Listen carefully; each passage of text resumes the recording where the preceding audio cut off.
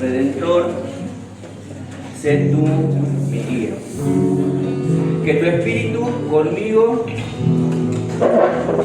de mi senda hacia el compás, en la oscuridad confío, me guiarás hasta el final. Una promesa que tenemos es que Él nos manda a ir y predicar el Evangelio, y la promesa es de que Él va a estar con nosotros siempre, ¿sí? Pero no solamente en esos momentos, sino que también en los momentos difíciles, pero también en los momentos alegres. Y esto que estamos pasando acá es un momento de alegría, ¿sí? Porque es un momento diferente, ¿sí? Apartado de todo, levantándonos temprano, ¿sí? Como tal vez algunos no solemos hacerlo, pero disfrutamos de los tiempos en compañía de aquellos que conocemos, amigos, hermanos, y podemos estar disfrutando de lo esencial que es la palabra de Dios. Nos ponemos de pie entonces y cantamos Redentor, sé tú mismo.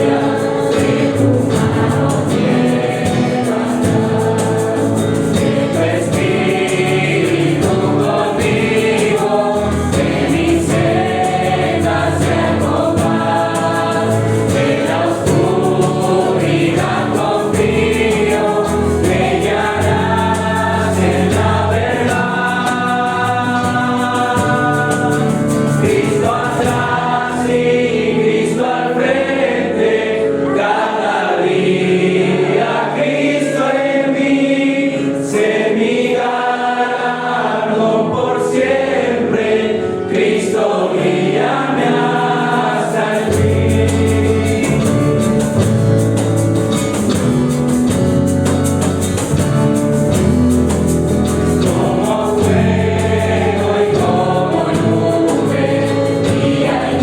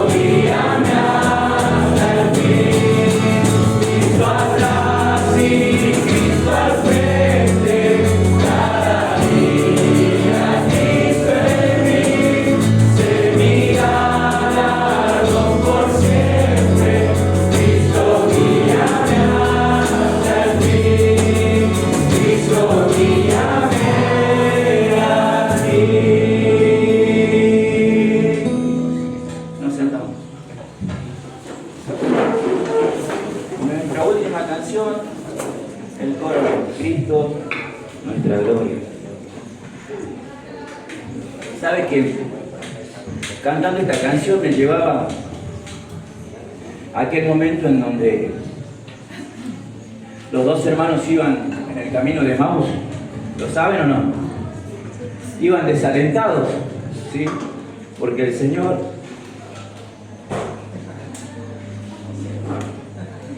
había fallecido y no esperaban porque no comprendían todavía de que vuelva a vivir, ¿sí? Y ¿puedes poner la primera letra? ¿Primera estrofa? Y esto me lleva ahí, pero al revés, porque es como que en vez de irse desanimando uno al otro, como que esta canción nos lleva a animarnos unos a los otros. Y lo que quisiera que hagamos por esta vez es que al estar cantando las estrofas podamos mirarnos uno al otro, al que está al lado, ¿sí? Animándonos en eso que tenemos que tener, en ese camino que nos falta recorrer. Bueno, si nos da impar, no lo dejemos de mirar al otro, no lo dejemos solito, ¿sí? También cambiemos la mirada. Y en el coro, bueno, cantamos todos mirando hacia el frente, ¿sí? Como dice la canción anterior, Cristo al frente. ¿Cantamos entonces? ¿Entendieron? ¿Sí o no? ¿Sí? Las estrofas. Mirémonos uno al otro, ¿sí? Animándonos. Y en el coro podemos mirar todos al frente. ¿Bueno?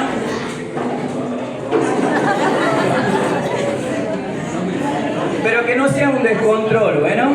¿Sí? Que no sea un descontrol. Recordemos a estos hermanos que iban desanimados en el camino a Emaús, pero nosotros, en este camino que todavía nos falta recorrer hasta que venga el Señor, sí, que no sabemos cuánto es, entonces lo que tenemos para animarnos es la palabra de Dios y los unos a los otros. Bueno, vamos.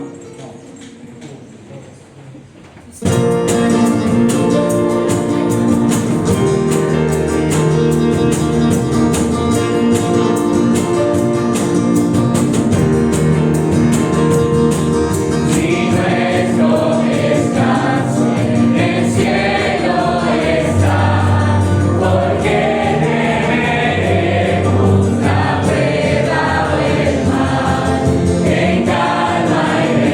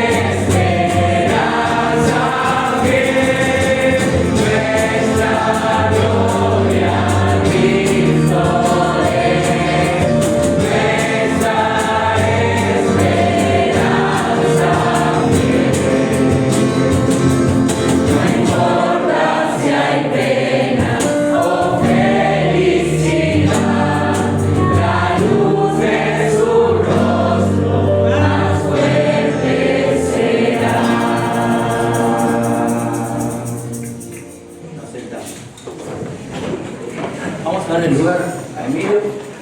¿Está por ahí?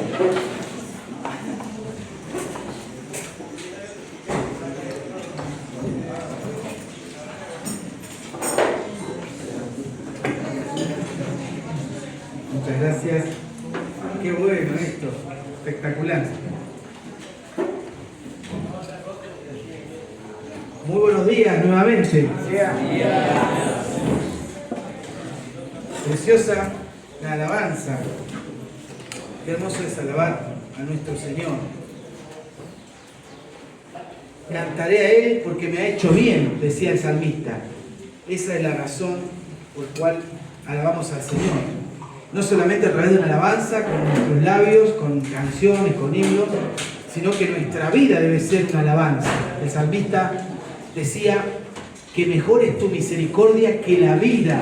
Salmo 63:5. Por eso mis labios te alabarán. Dios espera que eso que entonamos con nuestras palabras, con nuestra boca, con nuestro idioma, pueda ser una expresión de eso que tenemos en nuestro corazón, en nuestro interior.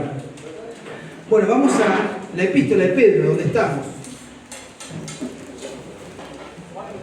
Ahora sí vamos a entrar en esto precioso que tenemos, esta identidad que tenemos como el pueblo de Dios.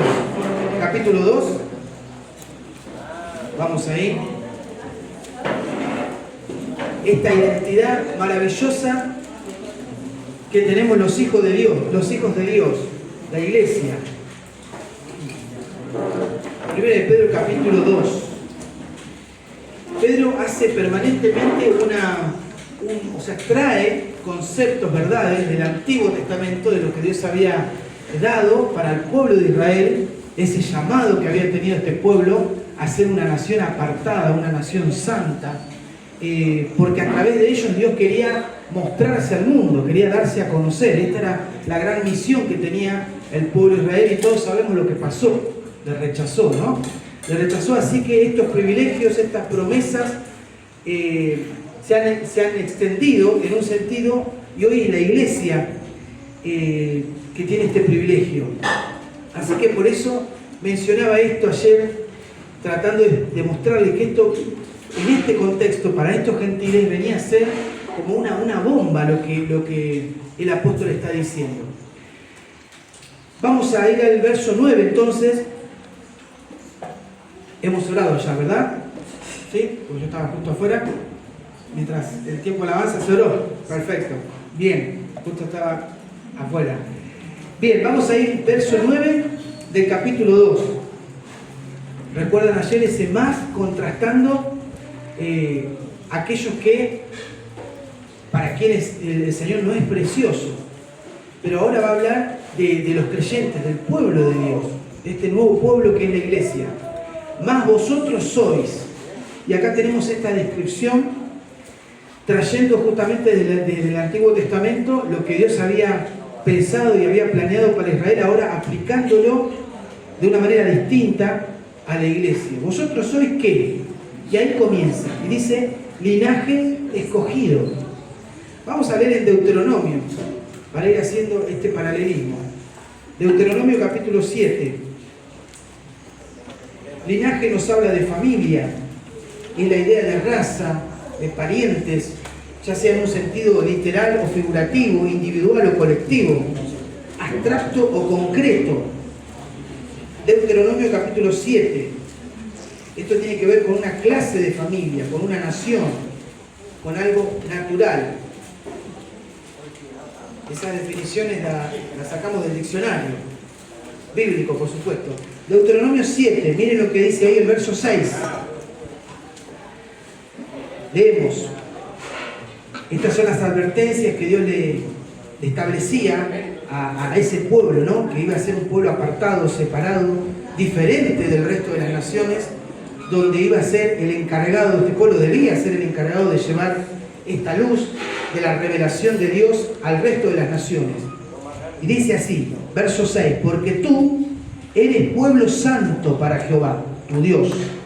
Jehová, tu Dios, te ha escogido para hacerle un pueblo especial, más que todos los pueblos que están sobre la tierra. No por ser vosotros más que todos los pueblos, en un sentido numeroso, ¿no? O más grande. Os ha escogido Jehová y os ha escogido. Verso 7. Pues vosotros erais el más insignificante de todos los pueblos. Esto es algo clarísimo, porque esto también destaca la gracia de Dios. Siempre fue igual, siempre Dios, para acercarnos a Él, lo hizo siempre a través de su gracia, de un favor inmerecido, tanto en el Nuevo como en el Antiguo Testamento. Si bien Dios reveló su palabra a través de la ley y demás, la ley nunca fue un propósito de unirnos a Dios, sino de mostrarnos nuestra verdadera condición, caída y pecadora, para que entendamos de esta manera que necesitábamos la gracia de Dios. Así que este concepto de escogido tiene que ver con algo, o se describe a alguien que ha sido designado para prestar un servicio o recibir un privilegio especial.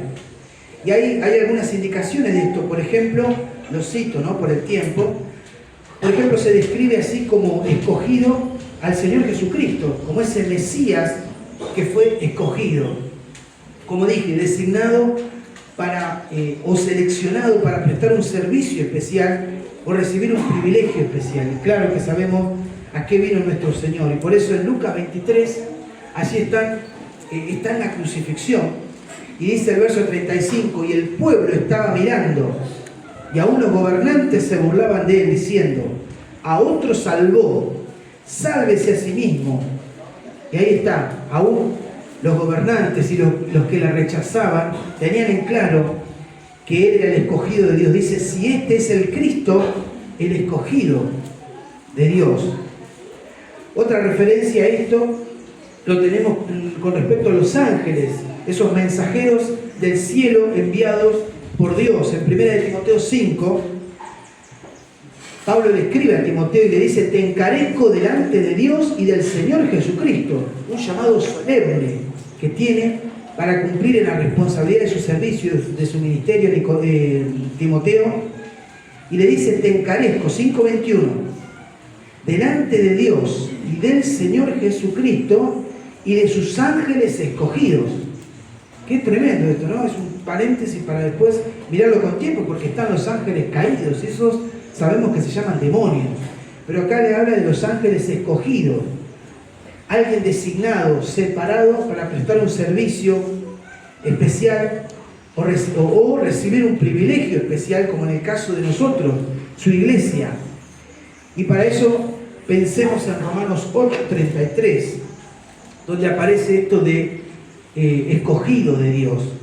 Nosotros somos ese linaje escogido que Dios quería para Israel, ahora somos nosotros como su iglesia. Dice 8:33 de Romanos, ¿quién acusará a los escogidos de Dios? Qué tremendo. Esto es lo primero que empieza a mencionar el apóstol, hablando de este nuevo pueblo. Más vosotros sois, tiempo presente. ¿Qué somos? Linaje escogido. Y vamos describiendo esta identidad que tenemos como hijos de Dios. ¿Qué más dice? El verso 9 de Pedro 2:9. Lo segundo que aparece ahí, ¿qué es? Linaje escogido. Real sacerdocio. Muchas gracias. Real sacerdocio. Y ahí nomás en la misma epístola, mirá cómo en el verso 5, capítulo 2, verso 5, se habla de ese sacerdocio.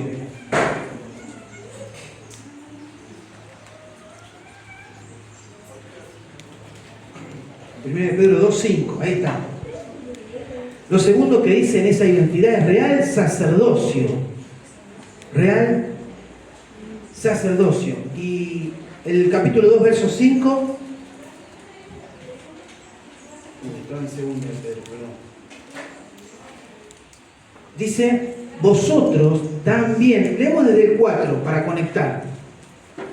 Dice, acercándonos a Él, piedra viva. Recuerden, ¿no?, al Señor Jesucristo como esa piedra, como esa roca, esa cabeza, como la piedra que es cabeza del ángulo, la base, el fundamento. Piedra viva, desechada ciertamente por los hombres, mas para Dios escogida y preciosa. Ahí está. Y dice el 5, vosotros también, como piedras vivas, sed edificados como casa espiritual y sacerdocio santo, para ofrecer sacrificios espirituales aceptables a Dios por medio de Jesucristo. Qué maravillosa esta identidad de saber que somos un linaje escogido. Y dice real sacerdocio. Ese sacerdote que en la antigüedad actuaba como ese intermediario entre Dios y el pecador. Porque el hombre común no podía acercarse a Dios, presentarse a Dios, tenía que hacerlo a través de un intermediario. Y era ese sacerdote que se presentaba delante de Dios con los sacrificios, con la sangre, y de esa manera podía ministrar a favor de los hombres. Pero ahora cambió. Ahora notemos en esto un paréntesis. Este sacerdocio, dice, también deja ver algo corporativo. Por un lado, algo individual. Porque este sacerdocio, que es lo que Lutero, uno de los reformadores, acuñó, este concepto del sacerdocio de todos los creyentes. Ahora, cada uno de nosotros de manera individual, si somos salvos, podemos entrar en la presencia de Dios. Lo cito, eso lo dice, por ejemplo, Hebreos 4:16 dice, acerquémonos pues confiadamente. ¿A dónde? A ese trono de gracia para alcanzar misericordia y hallar gracia para el oportuno socorro. Esto es algo único, que ahora el pueblo gentil, mezclado también con algunos judíos, podría experimentar. Ustedes son un real sacerdocio, tienen ese acceso directo a la presencia de Dios. ¿Por medio de quién? De Jesucristo. Ahora, hago simplemente un paréntesis porque a veces nosotros malinterpretamos esto y abusamos de la Escritura, a veces en la autojustificación, y hay creyentes que dicen, no, sí, dicen que son creyentes, que son hijos de Dios, pero que no necesitan de la iglesia local. Y dicen, no, pero si nosotros tenemos un acceso directo a Dios, yo puedo conectarme con Dios en cualquier lugar, es más, estoy conectado con Él en todo lugar. Entonces no necesito de una congregación, de una iglesia local, etcétera, etcétera. Ahora, no es eso lo que Dios ha pensado, porque este sacerdocio es corporativo a la vez. No solo es individual, sino que es corporativo. Y en este tiempo lo entendemos como lo que Dios pensó y planeó para la iglesia. Por eso todas las figuras que hablan de la iglesia, ¿cómo la definen? Como un cuerpo. Nosotros estamos en un cuerpo completo, no anda el brazo colgado por ahí, la pierna tirada por allá y el ojo desparramado por allá. Cuando un creyente dice, no, yo no necesito de la iglesia local, total, tengo acceso directo. No, eso es una realidad, tenés un acceso directo a Dios, que es lo principal. Pero Dios también lo pensó de esta manera, porque una piedra sola, ¿qué puede hacer en un edificio? ¿Qué puede hacer? Y nosotros somos piedras vivas, pero cuando vos juntás una piedra con otra piedra, con otra piedra, con otra piedra, con otra piedra, y está la piedra angular, el fundamento, la base, ¿qué se construye?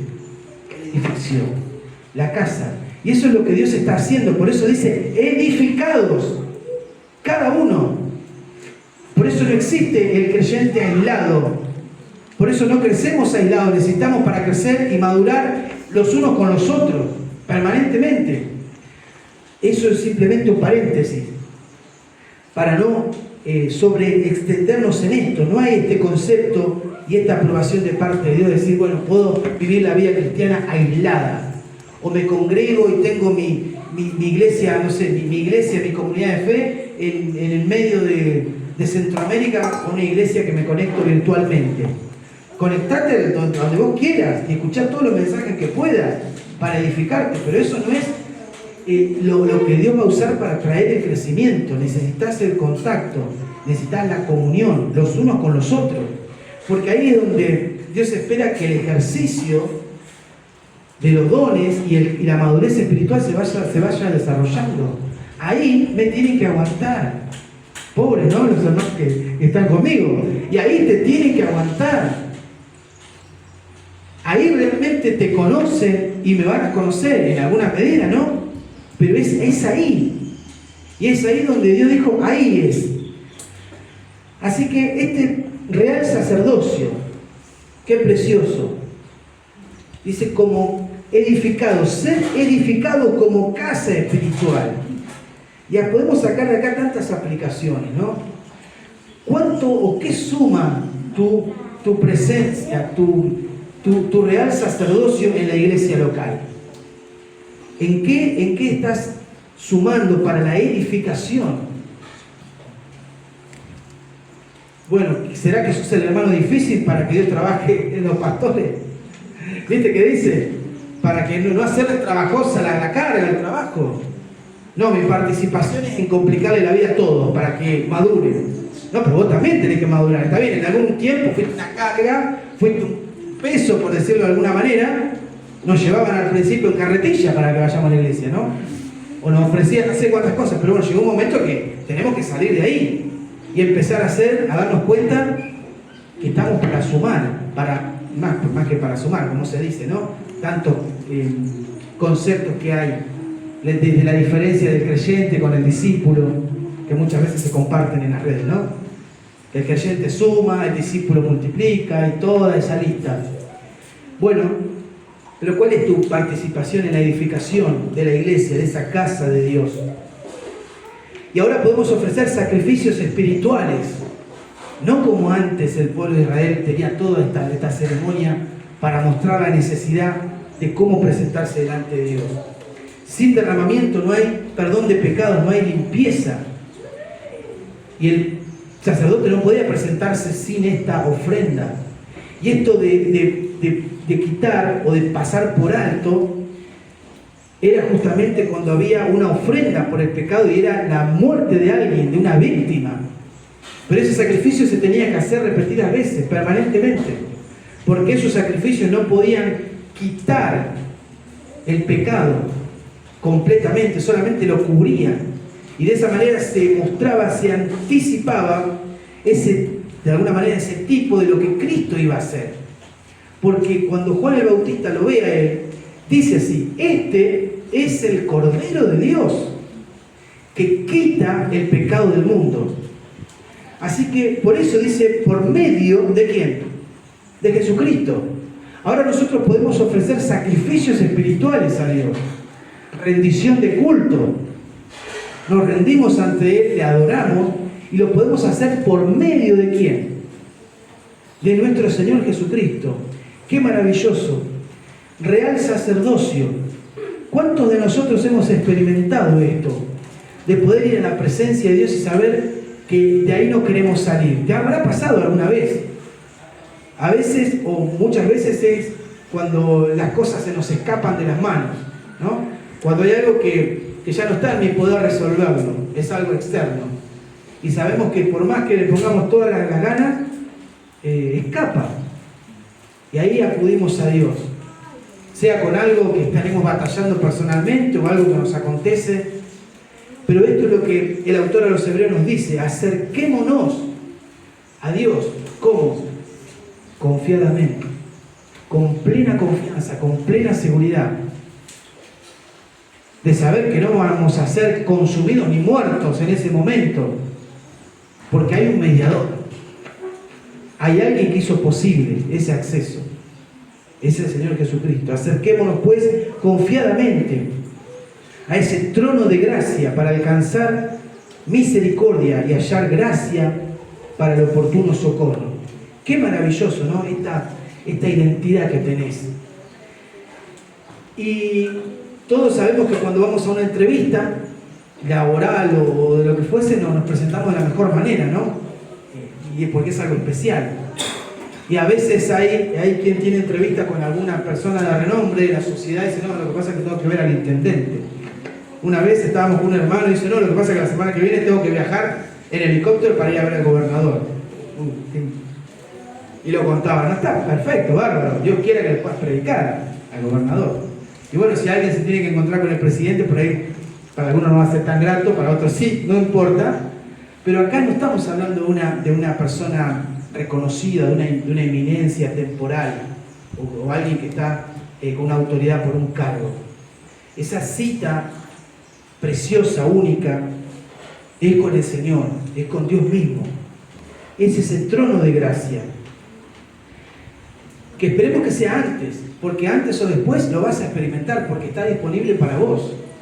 Pero no esperes experimentarlo por las malas, es decir, por desobediencia, por alejarte, por apartarte, y cuando tenés la consecuencia de ese distanciamiento de Dios, de ese enfriamiento, las consecuencias del pecado, de ese corazón endurecido, vengas quebrantado a la presencia de Dios.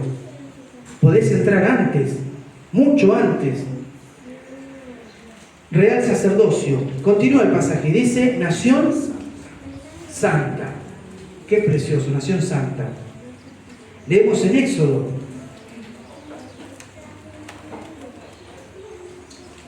No, perdón, el pasaje de Éxodo dejémoslo, se me pasó. Lo tenemos ahí nomás, mirá, nación santa, el verso 15 del capítulo 1. Dice, sino como aquel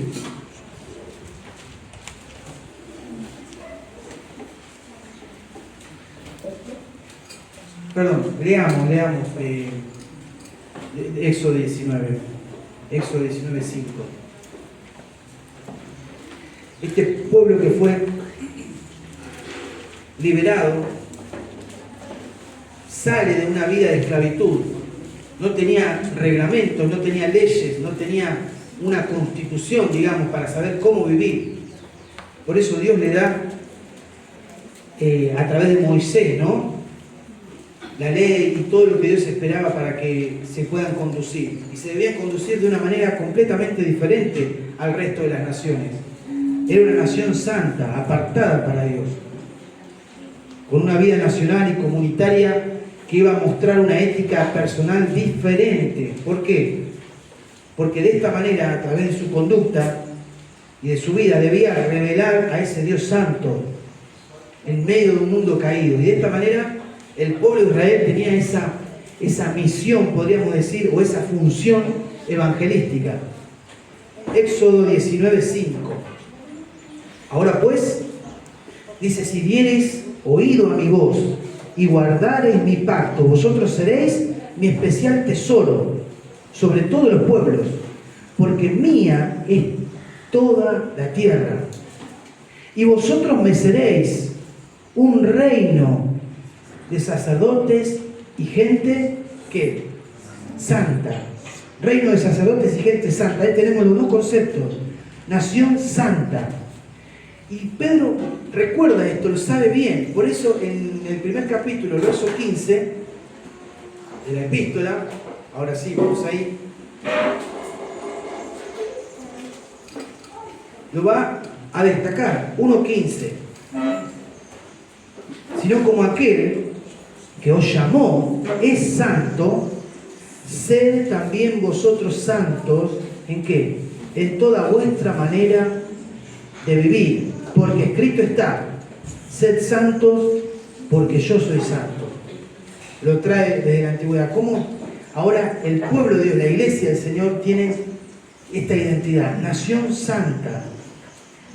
Y así también Dios espera que podamos reflejar, así como el pueblo hebreo tenía que reflejar, tenía que mostrar el carácter de Dios, de ese Dios santo. Nosotros como iglesia también tenemos que reflejar lo que Dios es, su carácter. Así también el Señor, lo cito, en Mateo 5, dice ahí, ¿no?, que a veces dice, pero ¿cómo se puede llegar a ser perfecto? Pero tiene que ver con eso, con mostrar el carácter de Dios, con un carácter maduro, espiritual, que es distinto, que es diferente al resto. Dice Mateo 5:48, sed pues vosotros perfectos, como vuestro Padre que está en los cielos. Así que, ¿cuál es la demanda de Dios? ¿Qué es lo que Dios espera de nosotros? Santidad. ¿Y santidad qué es santidad? Es mostrar, es reflejar el carácter de Dios. Dios es santo. Es dar a conocer, es revelar. Está relacionada la santidad con la gloria de Dios. No se separa. Así que, precioso, nación santa. Sí, seguimos con el pasaje. Y dice, pueblo adquirido. Nación santa, tenemos la coma, pueblo adquirido. Precioso. un pueblo adquirido. En el verso 10 dice, vosotros, que en otro tiempo no erais pueblo, pero que ahora sois pueblo de Dios, que en otro tiempo no habíais alcanzado misericordia, pero que ahora habéis alcanzado misericordia. El antes y el presente.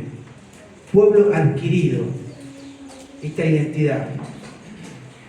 Leamos en Deuteronomio 4:20.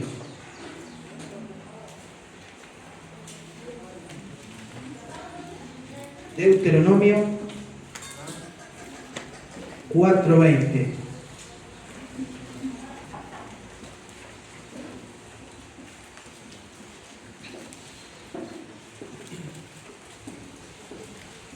Pueblo adquirido, Dios interviene, esto lo sabemos, ¿no? Entonces Dios interviene para liberar a su pueblo, ¿de dónde? De la esclavitud en Egipto. ¿Y el éxodo qué es? Es la salida. Y ahí aparece Dios portentosamente a través de su siervo, utilizando a Moisés como ese libertador. Y abre las aguas del mar y el pueblo sale, y así Dios libera a su pueblo. Y dice el capítulo 4, verso 20, pero a vosotros Jehová os tomó y os ha sacado del horno de hierro de Egipto, para que seáis el pueblo de su heredad, como en este día. Capítulo 7, verso 6. Ahí está advirtiendo frente a la idolatría, pero después mostrando nuevamente este pueblo que Dios ganó para sí, ¿no? Que libertó. Capítulo 7, verso 6 dice, porque tú eres pueblo santo para Jehová, tu Dios. Jehová tu Dios te ha escogido para hacerle un pueblo especial, más que todos los pueblos que están sobre la tierra. Es una declaración de elección de parte de Dios para Israel. Dice, verso 7, no por ser vosotros más que todos los pueblos, en cuanto a ser numeroso, ¿no? Os ha escogido Jehová, y os ha escogido. Pues vosotros erais el más insignificante de todos los pueblos, igual que antes. Y el pasaje que mencionamos, acá lo tenemos de nuevo en Deuteronomio. Este pueblo que fue adquirido, fue libertado, rescatado. Y eso fue la redención que experimentaron. Los saca de la esclavitud en Egipto para darles una nueva identidad. Ahora eran una nación santa, que tenían a Dios como su gobernador, como su rey. Y nosotros, la iglesia, miren lo que va a decir Pedro en el capítulo 1. Esa redención, esa liberación. Para nosotros, ¿cuál fue? Capítulo 1, versos 18 y 19. También nosotros fuimos librados o libertados de esa condición caída, de ser esclavos del pecado. Así como el pueblo de Israel era esclavo en Egipto, no tenía libertad, nosotros también fuimos librados. Pero ¿cuál fue el precio? 1:18 de Pedro. Sabiendo que fuisteis rescatados de vuestra manera de vivir, la cual recibisteis de vuestros padres, no con cosas corruptibles como oro o plata, 19, sino con la sangre preciosa de Cristo, como de un cordero sin mancha y sin contaminación. Este fue el precio, porque ahora somos posesión suya, somos un pueblo adquirido por Dios. Podríamos decir somos doblemente suyos, porque somos suyos por creación en un sentido, pueblo suyo somos y ovejas de su prado. Eso creo que está en el Salmo 100, por ahí, ¿no? Pueblo suyo somos, o sea, Dios nos creó, pero no solamente somos criaturas de Dios.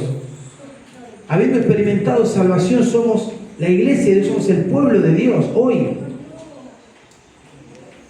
Y este fue el precio, la sangre del Señor Jesucristo. Somos posesión suya. Él nos adquirió, nos compró. Y esto es la redención. Y acá está el costo, ¿no? En Hechos 20 finalizando el capítulo, ahí en el verso 28, se les dice ahí a los pastores, y dicen: por tanto, mirad vosotros por todo el rebaño para apacentar la iglesia del Señor. Y en ese contexto dice cuál fue el precio de esa iglesia, cuál fue el costo para ganarla. Dice: la iglesia del Señor, la cual Él ganó por su propia sangre. Ese es el pueblo adquirido hoy. Vos sos iglesia. ¿Sos salvo? ¿Sos salva? Somos un pueblo adquirido, le pertenecemos. Somos su posesión. Así que, ¿qué mejor identidad podemos tener que esta? Esta identidad no tiene comparación alguna. A veces nosotros buscamos en conceptos de la tierra para encontrar nuestra valoración. No tengo la autoestima baja porque, no sé, de chico no me dijeron que podía ser alguien, me dijeron todo lo contrario, entonces tengo la autoestima y creo que no valgo nada. Entonces empiezo a ver de lograr cosas acá en la tierra, de alcanzar éxitos, tareas. Alguien piensa que puede tener su valoración o su concepto por la riqueza o por lo que sea, por tener influencia, por tener conocimiento. Todo eso está bárbaro, pero esa no es nuestra verdadera identidad. Nuestra verdadera identidad está en Cristo. Y de hecho, todo eso que podemos haber logrado, gloria a Dios si pudimos dar avances, progresar, destacar en áreas. Gloria a Dios, porque eso también es de Dios. Cuidado con que alguien se enorgullezca de eso. Es más, si Dios le permite y le dio capacidades y oportunidades y demás, con eso va a glorificar a Dios. Y ese es el plan de Dios, que su iglesia, esa luz, alumbre en todo lugar, que la sal de la tierra esté en todas partes.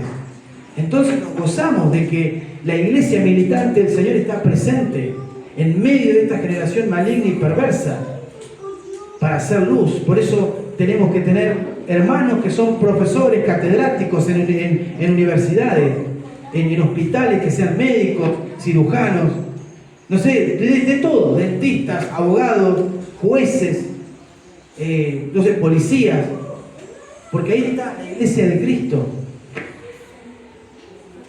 siempre pensando que su verdadera identidad es Cristo. Esa es su mayor posesión, porque Dios nos tiene, somos de Él, nos adquirió por un precio, y ese precio es la sangre de Cristo.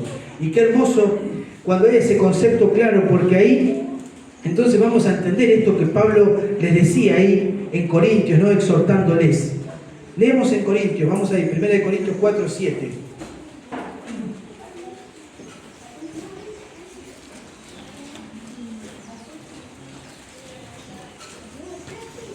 Primera de Corintios 4, 7. Debemos aprovechar las oportunidades, lo que Dios permite, porque eso también es de Dios. No hay casualidades. ¿Sabés que nosotros nacimos de este lado del mundo y no en un país ateo que persigue el cristianismo y estamos ahí luchando o congregarnos a escondidas? Porque Dios quiso. Nadie decidió dónde nacer, en qué época, en qué lugar.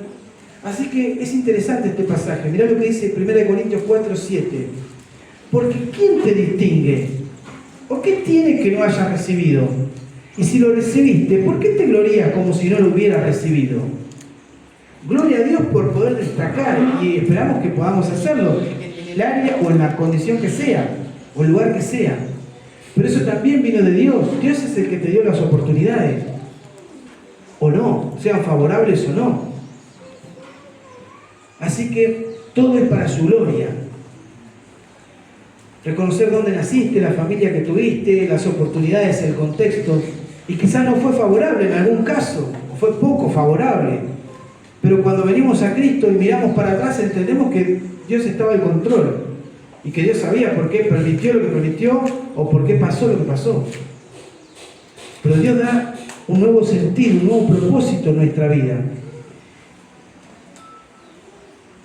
Así que vamos a ir terminando acá esta parte, porque vamos a continuar más tarde, a la noche, en la próxima reunión. Porque es lo que, según lo que somos, es lo que tenemos o somos llamados a hacer. Y después el pasaje continúa y dice que somos todo esto, que tenemos esta identidad, que estamos describiendo, ¿para qué? Para que anunciéis las virtudes de aquel que nos llamó de las tinieblas a su luz. Así que, otro pasaje, lo cito, no lo busquen por el tiempo, lo cito en la segunda epístola de Corintios, donde habla de ese tesoro. Dice, pero tenemos este tesoro en vasos de barro, para que la excelencia del poder sea de Dios y no nuestra. ¿Cuál es tu identidad? Si sos salvo, esa es tu identidad. ¿Y cuál es el tesoro ahí del contexto? Bueno, algunos dicen que es el ministerio, otros dicen que el tesoro es el evangelio. Y bueno, en realidad todo está relacionado, porque todo eso se concentra en Cristo. O sea que el tesoro es Cristo, que es el evangelio que tengo para anunciar, para compartir el mensaje que tengo que dar. Es el ministerio que recibí, porque ahora tenemos este mandato de llevar las buenas nuevas. Y esa es la mejor identidad que podés tener. No es la que conseguimos afuera, es la que Dios nos regaló desde adentro, por habernos salvado, por habernos perdonado. Así que, ¿quién te distingue? No, si lo que tenés lo recibiste de Dios. Y el verdadero tesoro es Cristo. Él es la identidad incomparable. Así que en este sentido podríamos decir, como dice algún teólogo por ahí, en sus teologías sistemáticas y demás, somos los trofeos de Dios. Nuestra salvación, como dice Efesios, es ¿para qué? Para alabanza ¿de qué? De su gloria y de su gracia.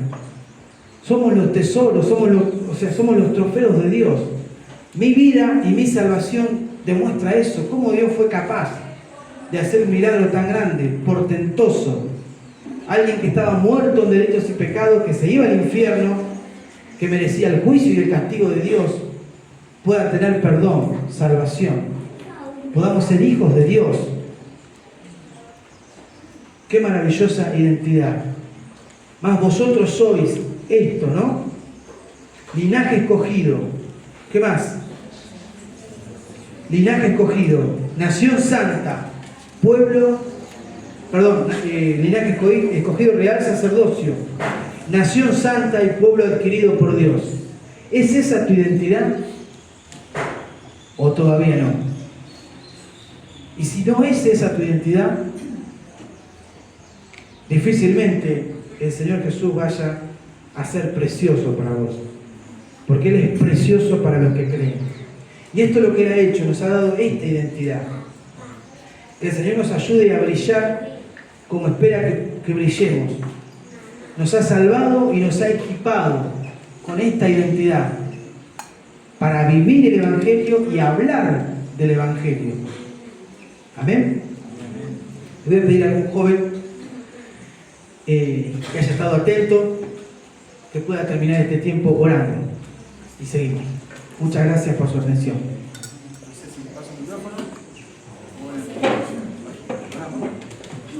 Muchas gracias. Oremos. Padre Santo, Señor, te agradecemos por este nuevo día que nos regalas, por tu misericordia. Y Señor, qué privilegio tenemos de ser llamados pueblo tuyo, como es el Deuteronomio, Señor, de lo más significante, Señor, nos rescataste de nuestra vana manera de vivir, Señor, muertos en nuestros delitos y pecados, y hemos sido comprados con el precio máximo, Señor, que es la sangre de tu Hijo, del Señor Jesucristo. Que si no fuera por Él, Señor, no estaríamos aquí, no predicaríamos, Señor, el Evangelio. A Él le costó la vida, Señor, a Él le costó su sangre preciosa, Señor.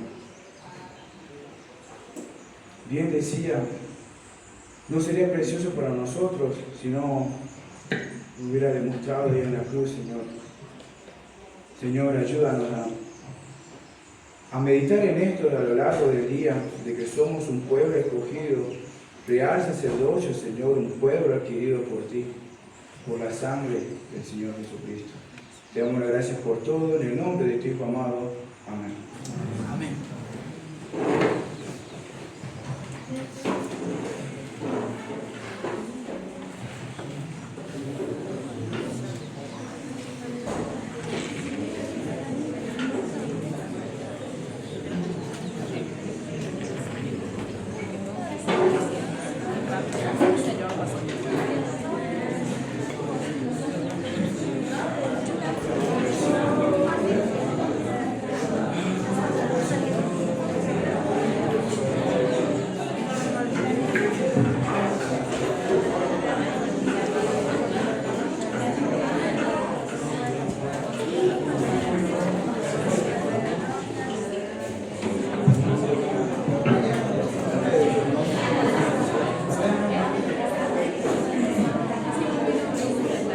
chicos. El almuerzo le toca al grupo 1. A decir, esta noche tenemos la noche de los colores. Creo que, ¿no entra Raúl? Me decían que por cada color tiene que haber un representante y van a ir a comprar los snacks, bebidas de ese mismo color. Buen día, chicos. Una cosita por el tema de las cosas que habían anunciado los muchachos para la actividad de la noche de los colores. Yo creo que son 6 colores, ¿no? Sí. Son 6 colores. Necesitamos que de los 6 colores saquen un representante y a esas personas le den el dinero y le den la lista de cosas que tiene que comprar para esta noche. Así yo voy ahora a comprar a Cacerrillo, lo llevo y ustedes van a comprar, su representante va a comprar las cosas y los cargamos y los traemos. ¿Sí? Les pedí como yo puedo cargar 4 personas nada más, les pedí a, no sé si Juan o Luisito, podemos ir un ratito los 2 autos a comprar y así traemos las cosas y se lo damos a cada grupo. ¿Sí? Porque si me dan la plata a mí, yo voy a comprar cualquier cosa, voy a comprar. Pero es mejor que vaya cada uno con su representante y yo lo llevo. Lo espero en la plaza, donde sea, y después lo traigo. ¿Sí? Así que hagamos eso. Yo no sé cómo es Muy bien. La mayoría ha votado en tiempo y forma. Hay algunos grupos que se llenaron muy rápidos. No sé si se pusieron de acuerdo, ¿no? Igual no sé si se identifican con ese color. Ya vamos a hacer preguntas si es verdad o no. Hay algunos que no les quedó otra porque ya están llenos los cupos. Hay 2 grupos nomás que van a tener 9 integrantes porque bueno, hay 2 que no están presentes y voy a ir nombrando. El grupo marrón, el primero que se llenó,